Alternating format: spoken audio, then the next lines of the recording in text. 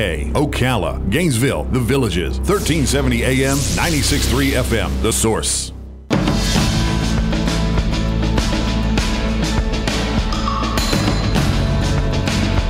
All right, 24 minutes before 11 o'clock. Thank you for tuning in this nice-looking Tuesday. Hope you're doing well. When I was more active, Rob, when I was younger, more active. I got into the morning run thing. Every morning, before I took a shower or anything, I would run, right? Oh, okay. I wasn't good at it, but I did it, right?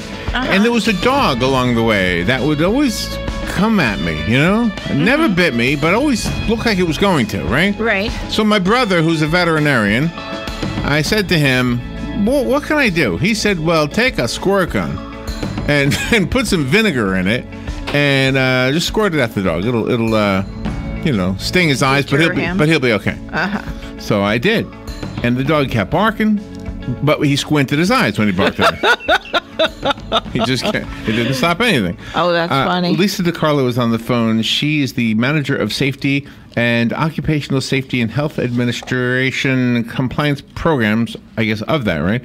At the United States Postal Service, and develops and implements nationwide safety and ergonomics programs. All of that, to put it in your language, it's National Dog Bite Prevention Week. That's right. Right? There's new technology to prevent dog bites. Okay.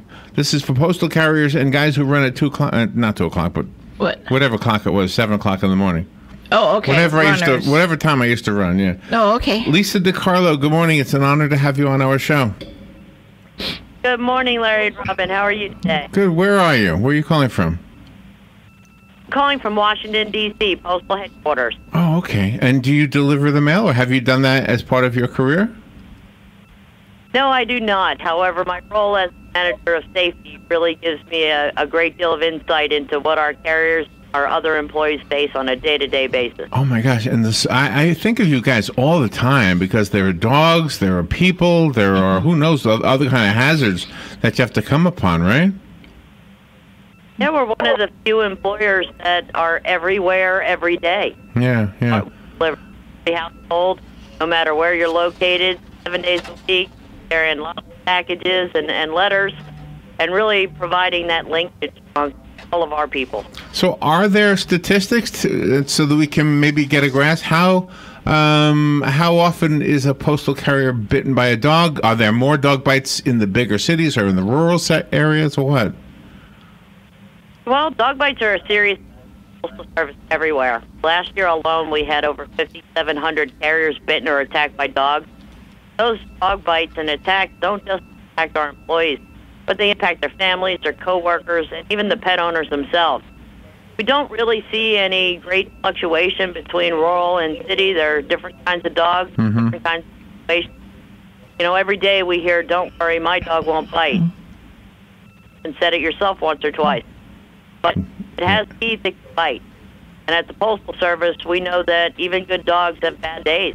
And really what National Dog Bite Prevention is all about. So the one question, I don't know if this is a common question, it seems like it probably is, though. Do the dogs that bite not know, how do I ask this question? Do the postal delivery people that are regular on a route, do the dogs get to know them and therefore are less likely to bite the ones they know? You know, there's really no statistics that firmly establish that. You know, obviously, there's stories in the news all the time of a dog that might even turn on a family member just out of nowhere. Right. Dogs bite. They're sick. They're startled. They're, protecting something that you're just not aware of. What we always tell our employees, make sure you don't run.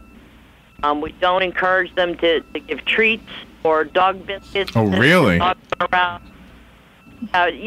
Think about it this way. You've got a different letter carrier potentially every other day of the week. Somebody goes on vacation. Well, if I'm carrying your route and you've been given dog bones and I don't know it, I should Right. Do you have any new technology to warn the postal person or the family that the mail is going to be delivered? I really appreciate you asking that. A lot of new technology that's very exciting for the potential of avoiding dog bites.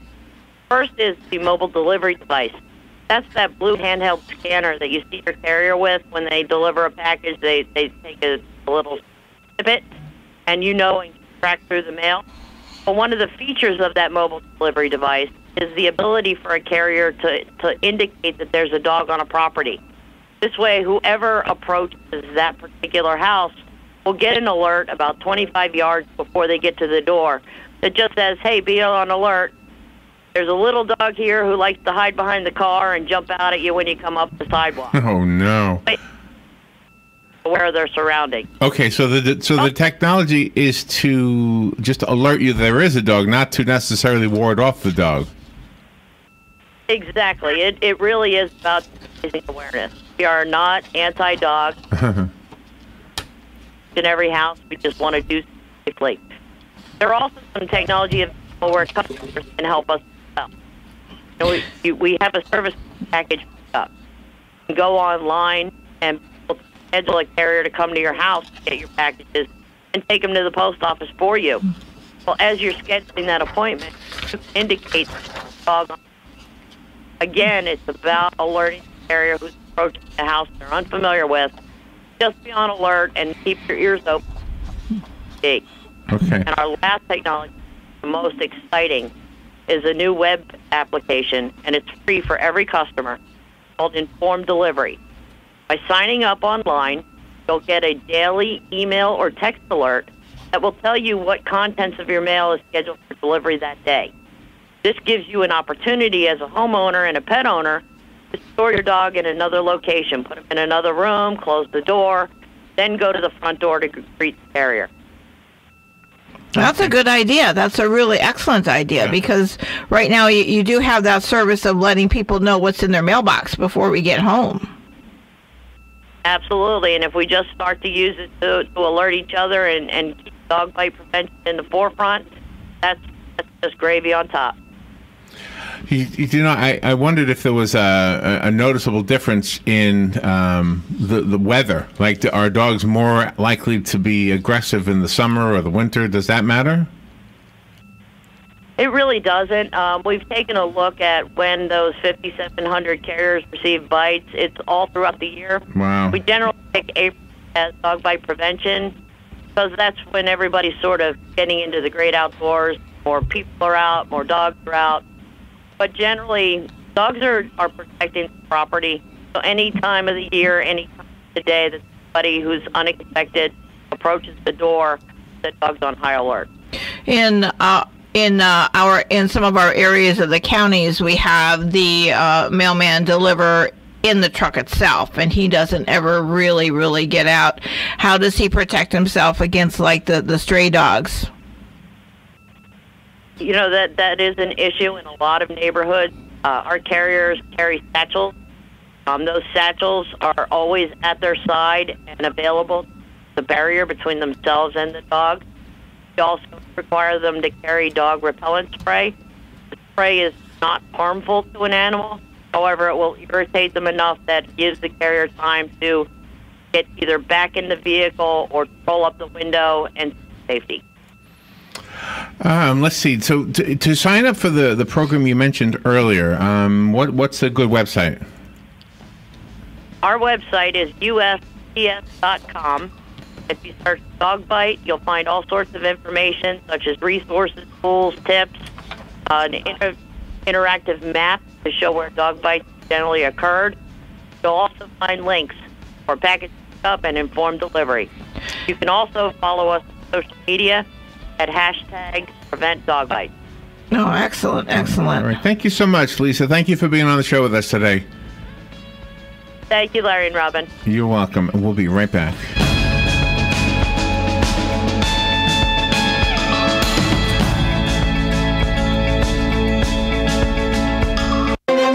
Folks, there are more great deals than you can imagine this week at Bob Wine's Camellia Gardens in Ocala as they continue their Super Spring Discount Days. Try some of these super specials. Frostproof or daisy gardenias, always a favorite, regularly $24.99. Bob has them as low as $9.99. Looking for butterfly or hummingbird plants? Bob Wines has them, and they're just $8.99. Another of Ocala's favorites, Confederate Jasmine. Yes, it's priced super low at $5.99 and lots more. Geraniums down to 99 cents each, and a bunch of Gerber daisies priced to sell at just $2.99. And of course, roses, your favorite knockouts or drift roses. Bob